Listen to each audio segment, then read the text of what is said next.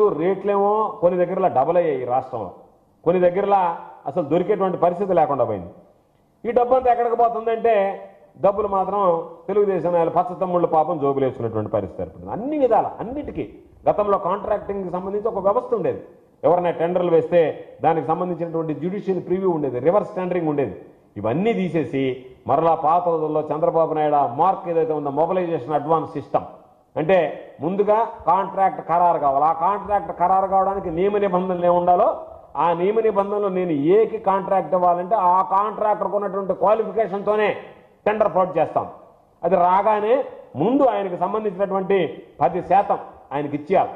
ఎందుకు 10% ఇవ్వాలంటే ఆ కమిషన్ ఏదైతే చంద్రబాబు నాయుడుకి రావాల్సిన కమిషను మరలా మధ్యలో బిల్లులు చెల్లించేటప్పుడు వాళ్ళు ఇస్తారు. ఇది ఎందుకు మనకు తలకాయ నొప్పిదంతా అని చెప్పి ముందు కాంట్రాక్ట్ ఖరారు అయిన వెంటనే 10% మొబిలైజేషన్ అడ్వాన్స్ ఇచ్చేస్తే 2% ఖర్చులు పెట్టుకో, 8% నాకు కట్టేసి కప్పం కట్టేసి. కాబట్టి క్లియర్గా అడ్మినిస్ట్రేషన్, ఈ పొలిటికల్ అడ్మినిస్ట్రేషన్ చెప్పాడు, నా అడ్మినిస్ట్రేషన్ చాలా క్లియర్గా ఉంటుంది. కరప్షన్ కూడా క్లియర్గా పెట్టుకున్నాడు. మరలా రేపటితో లావాదేవీలు ఏం లేదు.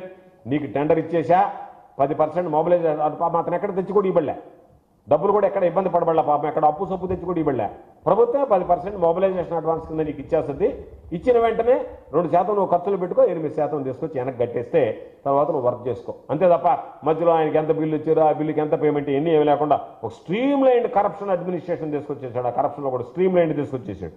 దానికని ఈరోజు ఎక్కడ పడితే అక్కడ నియోజకవర్గాల్లో సరే నగరాల్లో వాటిలో వదిలేస్తే చివరికి గ్రామాల్లో కూడా ఎక్కడ వెళ్ళినా పేకాట క్లబ్లు అంటే ఈ జూదం సప్త వ్యసనాలు.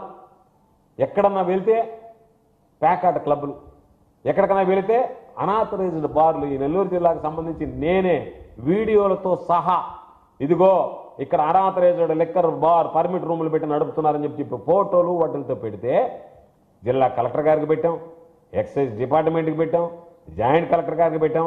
అన్నీ పెడితే లొకేషన్స్తో సహా పెడితే వీళ్ళు పట్టించుకోలే. వీళ్ళు పట్టించుకోకపోవడంతో పాటు వాళ్ళు ఎవరైతే తీశారని ఈ మధ్య సీసీ కెమెరాలు పెట్టి ఎవరిక్కడ తిరుగుతున్నారని చెప్పి పాపం వాళ్ళని తీసుకొచ్చి వాళ్ళ మీద దాడులు జరిగి వాళ్ళని చంపబోయినా కూడా దిక్కు లేనటువంటి పరిస్థితి ఏర్పడింది. అంటే మాఫియా ఏ స్థాయిలో ఉందనేటువంటి దానికి ఈరోజు ఒకటి ఏ పని జరగాలన్నా నువ్వు గతంలో లేదు, నీకు పాస్బుక్ కావాలంటే ఎకరాకు 10,000 రూపాయలు లంచం ఇవ్వాలి, లేకపోతే జరగదు. ఎందుకు జరిగింది ఈ సిస్టము? పై నుంచి కింద దాకా ఈ ప్రభుత్వంలో లంచాలు మరిగారు కాబట్టి ప్రతి ఒక్కడు లంచావతారం ఎత్తేటువంటి అవకాశం ఏర్పడింది. ఏదైనా సరే లేఅవుట్ వేయాలి అంటే ఎమ్మెల్యేకి ఎకరాకి ఎంత, మా ఎమ్మెల్యే సోమిరెడ్డి అయితే బ్రహ్మాండంగా ఉన్నాడు.